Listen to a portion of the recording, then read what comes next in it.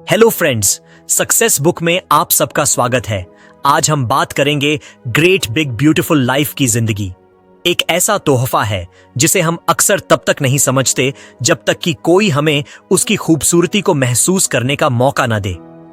Great big beautiful life किताब की शुरुआत ही एक ऐसे एहसास से होती है जो सीधा दिल को छूता है। यह किताब सिर्फ एक इंसान की कहानी नहीं है, यह उन अनगिनत भावनाओं और अनुभवों की यात्रा है जो हमें याद दिलाते हैं कि जिंदगी कितनी अनमोल है, चाहे वह जितनी भी कठिन क्यों न हो। यह कहानी है दर्द की, उम्मीद की, मुस्कान की, आंसू की और सबसे अहम, जिंदा रहने की जिद की। इसमें कोई बनावटी शब्द नहीं, कोई बड़े बड़े उपदेश नहीं, बस एक सच्चा दिल है जो हर पन्ने पर धड़कता है। लेखिका की जिंदगी में जब सब कुछ टूटता हुआ लगता है, तब वह इस किताब में अपने अनुभवों को शब्दों में ढालती है। कैंसर जैसी गंभीर बीमारी से जूझते हुए उन्होंने जिंदगी की उन छोटी छोटी खुशियों को महसूस करना सीखा जिन्हें हम आम दिनों में नजरअंदाज कर देते हैं। जब डॉक्टर ने उन्हें बताया कि उन्हें स्टेज 4 कैंसर है और ज्यादा समय नहीं बचा, तब उन्होंने हार मानने के बजाय अपने हर दिन को एक उत्सव की तरह जीने का फैसला किया। यही जज्बा इस किताब को एक खास मुकाम देता है। ये सिर्फ किसी बीमार इंसान की आखिरी यात्रा नहीं है, बल्कि एक ऐसे इंसान की कहानी है जिसने हर दिन को प्यार से जिया, पूरी ताकत से जिया और सबको ये सिखा गया कि जिंदगी को कैसे गले लगाया जाता है। बहुत लोग ऐसे होते हैं जो मुश्किल वक्त में अकेले पड़ जाते हैं, लेकिन इस किताब की लेखिका ने उस अकेलेपन में भी रिश्तों की गर्माहट महसूस की। चाहे वो उनके पति हों, उनके बच्चे हों या उनके दोस्त, हर कोई उनके जीवन का हिस्सा था और उनकी ताकत भी। इस किताब को पढ़ते हुए ऐसा लगता है जैसे हम उनके घर के एक कोने में बैठे हैं और वह हमें अपनी बातें खुद सुना रही हैं। उनकी आवाज में कोई बनावटीपन नहीं है, न कोई नाटकीयता, बस एक सच्चाई है जो दिल को अंदर तक छू जाती है। उनकी जिंदगी की सबसे बड़ी सीख यही है कि हम सबको जीने का हक है और वह हक हमें हमारी परेशानियां नहीं छीन सकती। बीमारी एक हिस्सा हो सकती है हमारे जीवन का, पर वह हमारी पहचान नहीं होनी चाहिए। उन्होंने लिखा है कि लोग अक्सर पूछते हैं, तुम इतनी पॉजिटिव कैसे रह लेती हो? और उनका जवाब होता है, मेरे पास और कोई रास्ता ही नहीं है। ये शब्द सिर्फ प्रेरणादायक नहीं है, बल्कि जीवन का सार है। उन्होंने अपने हर दर्द को, हर डर को, हर बेचैनी को एक मिसाल बना दिया और यही इस किताब की सबसे बड़ी ताकत है। कई बार हम सोचते हैं कि अगर हमारे पास ज्यादा पैसा होता, ज्यादा समय होता या कोई बीमारी न होती, तब हम जिंदगी को बेहतर तरीके से जी सकते। लेकिन यह किताब हमें सिखाती है कि जिंदगी को जीने के लिए सिर्फ एक चीज चाहिए, दिल से जीने की चाहत। लेखिका हर उस पल को पकड़कर जीती है जो उनके पास है, चाहे वो अपने बच्चों के साथ बिता हुआ एक साधारण दिन हो या अपने पति के साथ बिताई गई कोई शांत शाम। उनके लिए हर लम्हा एक खजाना है। इस किताब की सबसे खूबसूरत बात यह है कि इसमें मौत का डर नहीं, बल्कि जिंदगी के लिए एक जिद है। हम अक्सर मौत की बात करते हुए डरते हैं, लेकिन उन्होंने उस डर को ताक पर रख दिया और हर उस चीज को अपनाया जिससे उन्हें खुशी मिलती थी। उन्होंने ये दिखा दिया कि हम किस तरह अपनी परिस्थितियों से ऊपर उठकर भी एक खूबसूरत जिंदगी बना सकते हैं। उनकी बातें पढ़ते हुए ऐसा लगता है जैसे हमें खुद से फिर से जुड़ने का मौका मिल रहा है, जैसे कोई हमें याद दिला रहा है कि अभी बहुत कुछ बाकी है। महसूस करना, कहना, सुनना, जीना। कई हिस्सों में उनकी बातें इतनी सीधी और गहरी होती हैं कि आंखें भर आती हैं। जब वह अपने बच्चों के बारे में लिखती हैं, तब उनका हर शब्द एक मां के दिल से निकली दुआ की तरह लगता है। जब वह अपने पति के साथ बिताए पलों को याद करती है, तब उसमें सिर्फ प्यार ही नहीं, बल्कि आभार भी झलकता है। और जब वह अपने दोस्तों और देखभाल करने वालों के बारे में लिखती है, तब उसमें रिश्तों की एक अलग ही गर्माहट होती है। यह किताब किसी एक पाठक के लिए नहीं, बल्कि उन सभी लोगों के लिए है जो जिंदगी से हार मानने लगे हैं। यह उन्हें फिर से उठने की ताकत देती है। यह उन्हें दिखाती है कि हर इंसान की कहानी मायने रखती है, चाहे वह कितनी ही साधारण क्यों न लगे। यह किताब एक आवाज है उन सभी लोगों की जो अपनी तकलीफों में भी मुस्कुराना नहीं भूलते, जो दूसरों के लिए रोशनी बन जाते हैं जब उनके अपने रास्ते धुंधले हो जाते हैं। लेखिका ने जिंदगी को अलविदा कहने से पहले उसे पूरी तरह गले लगाया। कभी कभी जिंदगी एकदम उलझी हुई लगती है, जैसे किसी ने सारे तारों को जानबूझकर आपस में बांध दिया हो और हमें बिना शिकायत किए उन्हें सुलझाना हो। ग्रेट बिग ब्यूटीफुल लाइफ की शुरुआत भी एक ऐसे ही पल से होती है जब सब कुछ सामान्य दिख रहा होता है, लेकिन अंदर ही अंदर कुछ ऐसा बदल रहा होता है जो कभी भी पूरी दुनिया को हिला सकता है। उस दिन की सुबह भी बाकी दिनों जैसी ही थी, लेकिन लेखिका के मन में कहीं एक अजीब सी बेचैनी थी, एक हल्की सी थकान जो अब रोज का हिस्सा बन चुकी थी, कुछ ऐसी दर्द की लहरें जो अब सामान्य लगने लगी थीं। लेकिन दिल कहीं कह रहा था कि कुछ तो ठीक नहीं है। वो एक सामान्य दिन था, लेकिन उन्होंने फैसला किया कि अब और नजरअंदाज नहीं किया जा सकता। जांच करानी ही होगी। हॉस्पिटल जाना, टेस्ट करवाना, रिपोर्ट्स का इंतजार करना, ये सब किसी फिल्म का सीन नहीं था, बल्कि उनकी हकीकत बन चुका था। और फिर वो दिन आया जब डॉक्टर की आंखों में उन्होंने वो सच्चाई देखी जो किसी भी इंसान को तोड़ सकती है। Stage 4 cancer. शब्द तो बस 2 थे, लेकिन उनके मतलब बहुत भारी थे। एक सेकंड में जैसे सारी जिंदगी बदल गई। बच्चों की हंसी, घर की चहल पहल, पति की आंखों की चमक, सब कुछ जैसे किसी और की दुनिया का हिस्सा लगने लगा। लेकिन जो बात सबसे खास थी वो ये कि उन्होंने उस क्षण में भी खुद को पूरी तरह टूटने नहीं दिया। हां, डर था, बहुत ज्यादा था। आंसू थे, रातों की नींद उड़ चुकी थी, दिल दहल चुका था। लेकिन फिर भी एक आवाज उनके अंदर थी जो कह रही थी, अभी खत्म नहीं हुआ है। उन्होंने फैसला किया कि चाहे जो भी हो, वो अपनी जिंदगी को आखिरी पल तक जिएंगी, और ऐसा जिएंगी कि खुद को भी गर्व हो। इस पहले चैप्टर में लेखिका ने बहुत सादगी से बताया है कि कैसे जब कोई मुश्किल आती है तो वो सिर्फ शरीर पर असर नहीं डालती, बल्कि रिश्तों, सोच और आत्मा को भी हिला देती है। जब उन्होंने अपने पति को यह खबर दी, तब उनके चेहरे पर जो चुप्पी थी वो किसी शब्द से कहीं ज्यादा बोल रही थी। उनके बच्चों के मासूम चेहरे पर जो सवाल थे वो किसी जवाब से नहीं सुलझ सकते थे। लेकिन फिर भी उन्होंने उन सबको ताकत दी जैसे वो खुद बहुत मजबूत हों, जबकि अंदर से वो बुरी तरह टूट चुकी थीं। उन्होंने लिखा है कि जब हम एक बुरी खबर सुनते हैं तो पहले तो लगता है कि ये कोई सपना है, एक डरावना सपना जिससे हम बस जागना चाहते हैं। लेकिन जब वो सपना हकीकत बन जाता है तो फिर 2 ही रास्ते बचते हैं, या तो हम उस डर के आगे झुक जाएं या उसका सामना करें। और उन्होंने दूसरा रास्ता चुना।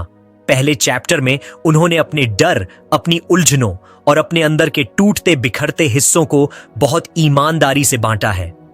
उन्होंने बताया है कि कैसे वो रोज सुबह उठती थीं और सोचती थीं कि क्या आज उनका आखिरी दिन है। कैसे वो अपने बच्चों के चेहरे को थोड़ा और देर तक देखती थीं। कैसे हर छोटी बात अब बड़ी लगने लगी थी। किसी फूल का खिलना, किसी दोस्त की हंसी, या फिर चाय का एक प्याला।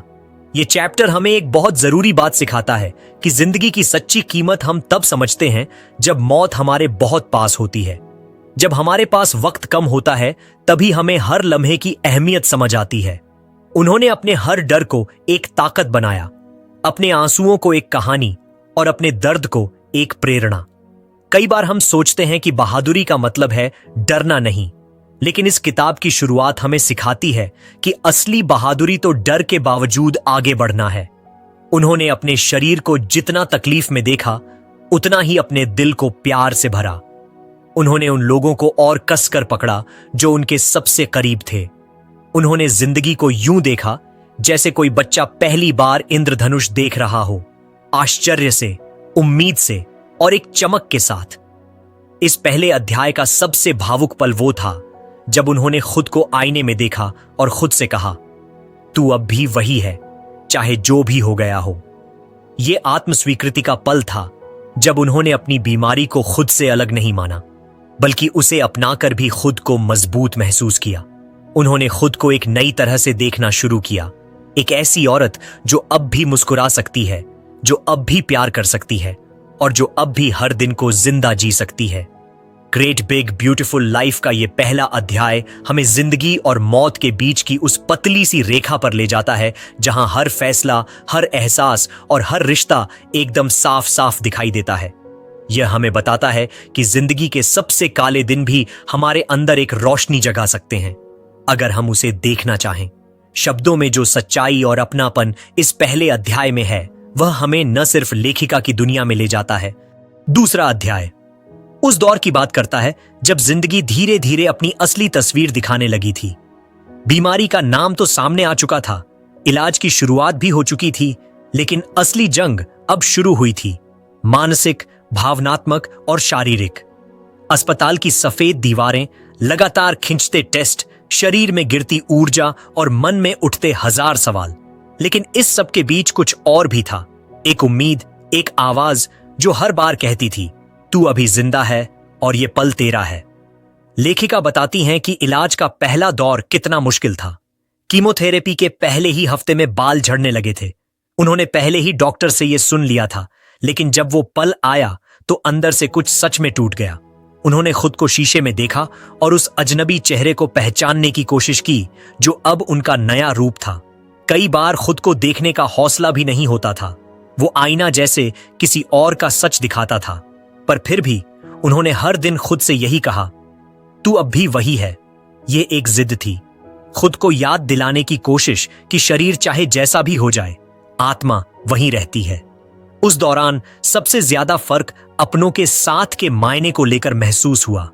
जब आप बीमार होते हैं तब आपको पता चलता है कि असली अपने कौन हैं। लेखिका को अपने पति का साथ एक ढाल जैसा महसूस हुआ। जब वो थकी हुई होती, चुपचाप सोफे पर पड़ी रहती, तब उनका पति बिना कुछ कहे बस पास बैठा रहता। कोई ज्यादा बात नहीं करता, कोई दिखावटी दिलासा नहीं देता, सिर्फ उसकी मौजूदगी ही काफी होती थी। कभी उनके बच्चे चुपके से आकर उनका हाथ पकड़ लेते और वो स्पर्श जैसे सारी थकान मिटा देता था। इस चैप्टर में उन्होंने बहुत ही सादे और सच्चे शब्दों में बताया है कि इलाज का मतलब सिर्फ दवाइयां नहीं होता, बल्कि अपने अंदर की उस ताकत को जगाना भी होता है जो आपको रोज सुबह उठने का हौसला दे। उन्होंने लिखा है कि कुछ दिन ऐसे होते थे जब बिस्तर से उठना भी किसी जंग जीतने जैसा लगता था, लेकिन फिर भी वो उठती थीं, कभी खुद के लिए, कभी अपने बच्चों के लिए, कभी सिर्फ इसलिए कि वो हार मानने वालों में से नहीं थीं। उन्होंने बताया कि कैसे लोग उनसे मिलने आते थे और उनके चेहरे पर एक झूठी मुस्कान लाने की कोशिश करते थे, लेकिन लेखिका को वो सच्चे लोग ज्यादा अपने लगते थे जो खुलकर अपने डर, अपने दुख और अपनी फिक्र जाहिर करते थे। उन्हें ये दिखावा पसंद नहीं था कि सब ठीक हो जाएगा। वो चाहती थीं कि लोग कहें, हाँ ये मुश्किल है लेकिन हम तेरे साथ हैं। यही बात उन्हें सबसे ज्यादा सुकून देती थी। दूसरे चैप्टर का एक बेहद भावुक पल तब आता है जब वो अपनी बेटी के साथ बैठकर स्कूल की एक छोटी सी ड्राइंग देखती हैं। उसमें उनकी बेटी ने लिखा होता है, मेरी मम्मी सबसे बहादुर हैं। उस एक पंक्ति में जितनी ताकत थी उतनी शायद किसी दवाई में नहीं। उस पल उन्होंने खुद को फिर से जीते हुए महसूस किया। यह एहसास उन्हें हर उस दर्द से ऊपर उठा देता था जो शरीर झेल रहा था। वो लिखती हैं कि बीमारी ने उन्हें एक नया नजरिया दिया। अब वो हर छोटी चीज को गौर से देखती थीं। पेड़ पर बैठी चिड़िया की आवाज, आसमान का रंग, सुबह की हल्की धूप, हर चीज में उन्हें जीवन की एक नई परत दिखती थी। ये बीमारी भले ही उनके शरीर को तोड़ रही थी, लेकिन उनकी आत्मा को पहले से ज्यादा जागरूक और गहराई से भरा बना रही थी। इस अध्याय में एक और गहरी बात उन्होंने कही कि हर इंसान को कम से कम एक बार खुद से यह सवाल पूछना चाहिए, अगर मेरे पास वक्त कम हो तो मैं अपना हर दिन कैसे जीऊंगा? और यही सवाल उन्हें हर रोज जीने के लिए एक दिशा देता था। उन्होंने सोचना शुरू किया कि कौन सी चीजें सच में मायने रखती हैं और कौन सी बस वक्त की बर्बादी है। वो अब उन बातों में उलझना छोड़ चुकी थीं जो पहले उन्हें परेशान करती थीं। किसी की राय, किसी की नाराजगी, कोई अधूरा काम। दूसरा चैप्टर हमें यह समझाने की कोशिश करता है कि मुश्किल वक्त में हम खुद को दोबारा गढ़ सकते हैं। दर्द और डर हमें तोड़ते जरूर है, लेकिन अगर हम चाहें तो वही चीजें हमें और गहरा और सच्चा इंसान भी बना सकती हैं। लेखिका ने अपने डर से दोस्ती कर ली थी और अब वो डर उनका रास्ता नहीं रोक रहा था, बल्कि उन्हें आगे बढ़ने का कारण दे रहा था। ये चैप्टर पढ़ते हुए लगता है कि जिंदगी कितनी कीमती है और उसे हर हाल में जिया जाना चाहिए, चाहे दर्द में हो या मुस्कान में। लेखिका की कहानी कोई आदर्श नहीं गढ़ती, बल्कि सच्चाई दिखाती है, और यही इस किताब की सबसे बड़ी खूबसूरती है। तीसरा अध्याय उस मोड़ की बात करता है जब सब कुछ धीरे धीरे एक रूटीन बन चुका था। बीमारी, इलाज, थकावट और फिर थोड़ा हौसला बटोरकर आगे बढ़ना। अब दर्द भी कुछ ऐसा हो गया था जैसे किसी पुराने साथी की आदत पड़ गई हो। शरीर हर दिन थोड़ा और थक जाता था, लेकिन दिल अब भी हार मानने को तैयार नहीं था। अब इलाज के दिन भी किसी कैलेंडर पर टिक किए जा रहे काम जैसे लगने लगे थे, जैसे कोई टू डू लिस्ट जिसमें कीमो लेना, ब्लड टेस्ट कराना और आज थोड़ा मुस्कुराना सब बराबर तरीके से दर्ज हो। इस अध्याय में लेखिका ने वो दौर बयां किया है जब बीमारी की सच्चाई स्वीकार कर लेने के बाद अब उसे अपने जीवन का हिस्सा मान लिया गया था। अब वो हर दिन के छोटे छोटे कामों को नई नजर से देखने लगी थी। सुबह उठने के बाद बिस्तर पर कुछ देर बैठकर बाहर का आसमान देखना, बच्चों की आवाजें सुनना, अपने पति की हल्की मुस्कान पकड़ पाना, ये सब जैसे जिंदगी की सबसे बड़ी उपलब्धियां लगती थीं। उन्होंने लिखा कि अब उन्हें ज्यादा शांति मिलती थी उन चीजों में जिनके लिए पहले कभी वक्त नहीं निकाला था, जैसे नहाते वक्त पानी की गर्माहट को महसूस करना, कॉफी के कप से उठती भाप को धीरे धीरे अपनी हथेलियों से छूना, या फिर अपने पालतू कुत्ते की आंखों में झांककर बिना कहे सब समझ जाना। ये वो पल थे जो अब असली जिंदगी बन चुके थे। अब उन्हें किसी बड़ी सफलता की तलाश नहीं थी, बल्कि हर दिन थोड़ी देर के लिए सामान्य महसूस करना ही किसी जीत से कम नहीं लगता था। एक बहुत भावुक किस्सा उन्होंने साझा किया जब उन्होंने खुद को पहली बार बिना विग के बाहर निकलते हुए देखा। वो दिन आसान नहीं था। बाल अब नहीं थे, आईब्रो और पलकें भी बहुत हल्की हो चुकी थीं। वो खुद को उस शीशे में देखती रहीं और सोचती रहीं कि क्या अब भी वह उतनी ही सुंदर है। लेकिन फिर उन्होंने अपने भीतर की एक आवाज को सुना जो कह रही थी, तू अब भी वही है, बस अब थोड़ी बहादुर दिखती है। उस दिन उन्होंने पहली बार खुद को बिना किसी बनावट के स्वीकार किया। उन्होंने कहा, अब मुझे दुनिया को साबित नहीं करना कि मैं मजबूत हूं। अब मुझे खुद को समझाना है कि मैं कमजोर हो सकती हूं और फिर भी प्यार के काबिल हूं। वो लम्हा जैसे आत्मस्वीकार का था। जब कोई इंसान बाहर से बिखरा हुआ हो लेकिन अंदर से पूरी तरह जुड़ चुका हो तो शायद वो ज्यादा संपूर्ण होता है। उन्होंने ये भी बताया कि कैसे कुछ दोस्त अब दूरी बना चुके थे। कुछ लोग ऐसे होते हैं जो मुश्किल वक्त में संभाल नहीं पाते और चुपचाप दूर चले जाते हैं। शुरुआत में उन्हें इस बात का दुख बहुत हुआ, लेकिन फिर उन्होंने जाना कि हर कोई आपकी तकलीफ का बोझ नहीं उठा सकता और ये ठीक भी है। उन्होंने उन दोस्तों को और भी ज्यादा कदर से देखा जो हर शुक्रवार इलाज वाले दिन उनका हाथ पकड़ने आते थे, जो बिना कहे उनका पसंदीदा सूप लेकर आ जाते थे और जो उनके साथ बैठकर बिना कुछ कहे बस उनकी आंखों में देख लेते थे और कह देते थे, हम यही हैं। तीसरे अध्याय में उन्होंने इस बात पर बहुत जोर दिया कि कभी कभी आपको किसी चीज को ठीक करने की नहीं, बस उसे महसूस करने की जरूरत होती है। दुख को ठीक नहीं किया जा सकता, बस जिया जा सकता है। दर्द को मिटाया नहीं जा सकता, लेकिन उसे सहते हुए भी इंसान अच्छा इंसान बना रह सकता है, और यही उन्होंने किया। उन्होंने ये भी लिखा कि अब वो रोज खुद से एक सवाल पूछती थीं, आज क्या एक चीज है जो मुझे खुशी दे सकती है? और वो खुशी कोई बहुत बड़ी चीज नहीं होती थी। कभी बच्चों की कोई ड्राइंग, कभी पति का फोन पर कहा गया एक छोटा सा मजाक, कभी नर्स का प्यार से कंधे पर हाथ रख देना। ये सब छोटी छोटी चीजें अब उनका पूरा दिन बदल सकती थीं। इस अध्याय को पढ़ते हुए एहसास होता है कि जिंदगी को सुंदर बनाने के लिए बहुत कुछ चाहिए हो। ऐसा जरूरी नहीं, कभी कभी बस इतना चाहिए कि हम जो हमारे पास है उसे पूरी तरह से महसूस करें।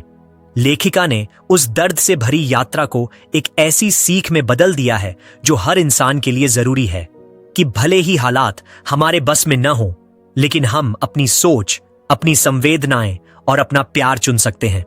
ये तीसरा अध्याय जैसे एक गहरी सांस लेने जैसा है, जहां दर्द भी है, सच्चाई भी, लेकिन साथ ही एक खास तरह की शांति भी है। वो शांति जो तब आती है जब इंसान खुद को हर रूप में स्वीकार कर लेता है और जिंदगी को उसकी सारी खामियों के साथ गले लगाता है। चौथा अध्याय उस मोड़ पर आता है जब बीमारी की सच्चाई अब जीवन का हिस्सा बन चुकी थी और हर दिन अब एक नई समझ, एक नए एहसास के साथ बीतने लगा था। शरीर पहले से ज्यादा थक चुका था, इलाज की वजह से नींद अधूरी और भूख लगभग खत्म थी, लेकिन दिल में अब भी एक कोना ऐसा था जहां उम्मीद बैठी थी, धीमी लेकिन अडिग। लेखिका ने इस हिस्से में अपने जीवन की उस गहराई को छूने की कोशिश की है जहां इंसान खुद से बातें करता है, खुद को समझने की कोशिश करता है और पहली बार अपनी आत्मा से खुलकर मिल पाता है। उन्होंने लिखा कि एक रात जब सब सो चुके थे, वो चुपचाप बालकनी में बैठी और बहुत देर तक आसमान की ओर देखती रही। हर तारा उन्हें किसी अपने जैसा लग रहा था, शांत, स्थिर और पूरी तरह वहां मौजूद। उन्हें ऐसा लगा जैसे ये तारे उनकी बात सुन रहे हैं। वो रात बहुत साधारण थी, लेकिन उनके लिए कुछ बदल गई। उन्होंने खुद से एक सीधा सवाल किया, अगर मैं बच भी जाऊं तो क्या मैं वही इंसान बनकर जीना चाहूंगी जो मैं पहले थी? और इसका जवाब था नहीं। बीमारी ने उन्हें तकलीफ दी थी, लेकिन उसने उन्हें खुद से मिलवाया था। और अब वो उस पुराने खुद में लौटना नहीं चाहती थी, जो हमेशा जल्दी में रहती थी, जो हमेशा दूसरों को खुश करने की कोशिश में खुद को भूल जाती थी। उन्होंने समझा कि असल जिंदगी वहीं से शुरू होती है जहां हम अपने आप को ईमानदारी से देखने लगते हैं। अब वो चीजें जो पहले उन्हें बहुत बड़ी लगती थीं, जैसे परफेक्शन, दूसरे लोगों की राय या किसी काम में सबसे आगे निकलना, अब उन्हें बहुत छोटी लगने लगी थीं। अब अगर उनके बच्चे स्कूल से आकर बस उन्हें गले लगा लेते थे तो वो पूरा दिन ठीक हो जाता था। अब अगर उनका पति चाय बनाकर उन्हें थमा देता था तो उन्हें उसमें एक दुनिया भर की देखभाल महसूस होती थी। एक बेहद भावुक पल उन्होंने तब महसूस किया जब उन्होंने पहली बार अपने बेटे को रोते देखा। वो चुपके से कमरे में आया था और उन्हें सोया हुआ समझकर उनके हाथ को पकड़े बैठा रहा। जब उन्होंने आंखें खोलीं तो उसका चेहरा भीग चुका था। उस पल उन्होंने जाना कि तकलीफ सिर्फ उन्हें नहीं, उनके अपनों को भी उतनी ही हो रही है। लेकिन सबसे खास बात यह थी कि कोई किसी के सामने टूटना नहीं चाहता था। सब एक दूसरे के लिए मजबूत बने रहना चाहते थे। इस अध्याय में एक और बात उन्होंने गहराई से कही कि जब कोई इंसान मौत के बहुत पास होता है तब वो हर पल को एक तोहफे की तरह देखता है। अब उनके लिए कोई भी दिन साधारण नहीं रहा था। अब हर दिन खास था। हर सुबह एक नई शुरुआत थी और हर रात एक जीत। उन्होंने लिखा कि वो अब छोटी छोटी बातों में खुशी ढूंढने लगी थी। जैसे बारिश की बूंदें खिड़की से टकराती थीं तो वो उन्हें घंटों तक निहार सकती थी, या फिर किसी पुराने गाने की धुन सुनकर उनके चेहरे पर वो मुस्कान आ जाती थी जो अब सिर्फ खास मौकों पर ही आती थी। उन्होंने खुद को यह भी याद दिलाया कि जिंदगी अब भी उनकी है। बीमारी भले उनके शरीर में हो, लेकिन उनके मन को अब भी वो जैसा चाहे वैसा बना सकती थी। उन्होंने अपनी सोच को बदलना शुरू किया। अब वो हर दिन खुद से पूछती थीं, आज मैं क्या महसूस करना चाहती हूं, और फिर उसी हिसाब से दिन को आकार देने की कोशिश करती थीं। कभी लिखती थीं, कभी बच्चों के साथ बैठती थीं, कभी पुराने खत पढ़ती थीं, या कभी बस अपनी सांसों को गिनती थीं और सोचती थीं, मैं अभी भी जिंदा हूं। उन्होंने एक बार लिखा कि उन्हें अब डर कम लगता है क्योंकि अब उन्होंने मौत से बात करना सीख लिया है। अब मौत एक डरावना सच नहीं, बल्कि एक संभावित मोड़ है। और जब आप किसी चीज से डरना छोड़ देते हैं तो आप उसे समझना शुरू कर देते हैं, और यही समझ उन्हें हर दिन थोड़ा और शांत बना रही थी। इस अध्याय को पढ़ते हुए ऐसा लगता है जैसे हम खुद से बात कर रहे हैं। यह सिर्फ बीमारी से लड़ने की कहानी नहीं है, बल्कि खुद को वापस पाने की यात्रा है।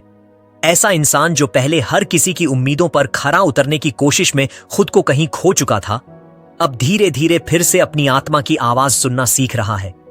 और यही आवाज, यही एहसास इस अध्याय को सबसे ज्यादा मानवीय बनाता है। यह अध्याय हमें सिखाता है कि जिंदगी की असली खूबसूरती उसके रंगीन लम्हों में नहीं, बल्कि उसकी खामोशियों में होती है।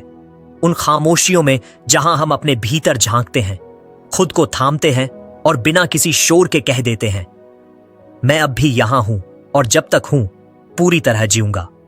इस किताब का अंत कुछ वैसा नहीं है जैसा आमतौर पर कहानियों में होता है। यहां कोई नाटकीय मोड़ नहीं है, कोई चमत्कारिक इलाज नहीं, और न ही कोई ऐसा वादा कि सब कुछ फिर से पहले जैसा हो जाएगा। लेकिन फिर भी इसका अंत सबसे सच्चा है, जैसे जिंदगी का कोई आखिरी पन्ना जो पढ़ते हुए आपकी आंखें भर आती हैं और फिर भी एक हल्की सी मुस्कान चेहरे पर रह जाती है। लेखिका ने इस आखिरी हिस्से में जिंदगी के उन लम्हों को बहुत सादगी और दिल से लिखा है जो उन्हें सबसे ज्यादा प्रिय थे, जो उन्होंने आखिरी दिनों में सबसे गहराई से महसूस किए। अब शरीर बेहद थक चुका था, इलाज ने अपनी सीमा पार कर ली थी, सांसें कुछ भारी, नींदें कुछ अधूरी और दिन पहले से छोटे लगने लगे थे। लेकिन इन सब के बावजूद दिल अब भी धड़क रहा था, धीरे लेकिन पूरी सच्चाई से।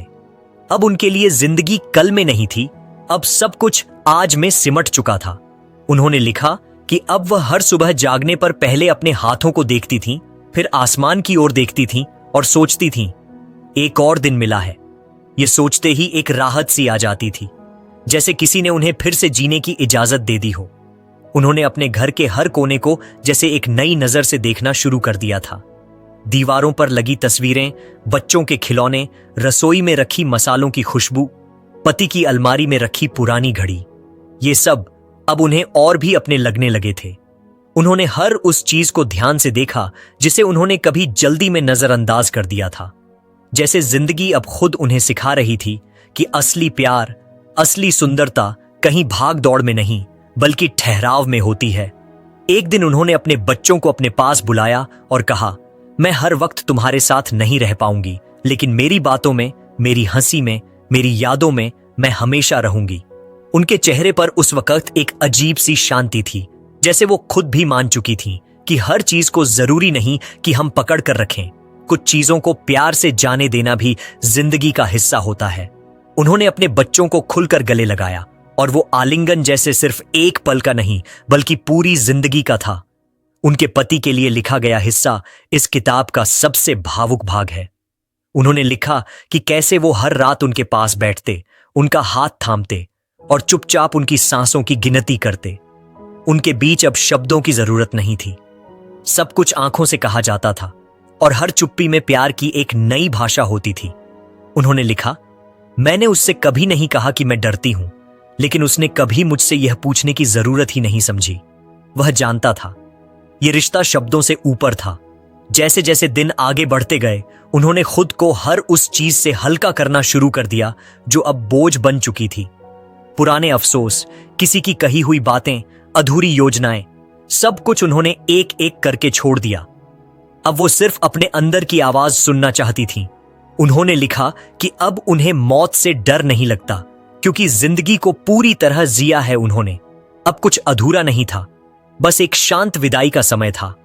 आखिरी कुछ दिनों में जब उनकी ताकत बहुत कम हो चुकी थी, तब उन्होंने सोचना और लिखना बंद कर दिया था, लेकिन उनके चेहरे पर अब भी वही सुकून था जो किसी लंबी यात्रा के बाद घर लौटे मुसाफिर के चेहरे पर होता है।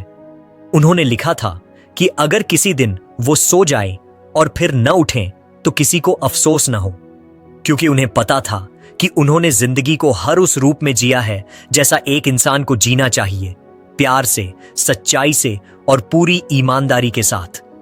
इस किताब का अंत वास्तव में एक अंत नहीं है, बल्कि एक नया नजरिया है। यह सिखाता है कि जिंदगी का मोल दिन या सालों से नहीं होता, बल्कि उस गहराई से होता है जिससे हम जीते हैं। लेखिका की कहानी सिर्फ उनके जीवन की नहीं है, बल्कि हम सबकी है, जो कभी न कभी खुद से पूछते हैं कि क्या हम वाकई जी रहे हैं या बस दिन काट रहे हैं। उन्होंने हमें बताया कि प्यार कैसे जिया जाता है, डर को कैसे अपनाया जाता है और जिंदगी को कैसे अलविदा कहा जाता है, शांति के साथ, मुस्कान के साथ। जब इस किताब का आखिरी पन्ना पलटता है तो ऐसा लगता है जैसे कोई बहुत अपना हमसे धीरे से कह गया हो, मैं जा रही हूं, लेकिन मेरी आवाज तुम्हारे अंदर हमेशा गूंजेगी। और सच में उनके शब्द, उनकी सादगी, उनका जज्बा, सब कुछ पढ़ने वाले के दिल में हमेशा जिंदा रहता है। यही है ग्रेट बिग ब्यूटीफुल लाइफ की असल खूबसूरती, कि यह किताब खत्म होते हुए भी कभी खत्म नहीं होती।